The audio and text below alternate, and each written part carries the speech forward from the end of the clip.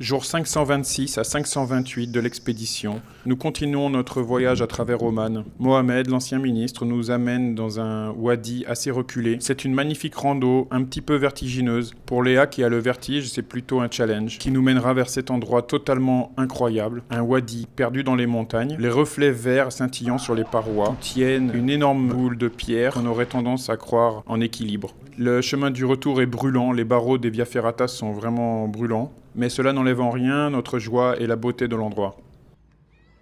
Mohamed nous invite dans un des plus beaux hôtels que nous avons visités jusqu'ici. C'est un petit falage réhabilité en chambre. C'est son village natal. Grâce au 4x4 de JB, j'emmène enfin Léa découvrir mon univers, le désert. Nous partons sur les pistes. Nous rencontrons quelques dromadaires. Nous désensablons même le véhicule plusieurs fois. J'adore voir la tête de Léa dans cet environnement totalement extrême et brûlant. La nuit sera très humide, presque inconfortable. Le lendemain, nous nous dirigeons vers le Wadi Bani, un endroit vraiment magique, comme perdu au milieu de nulle part.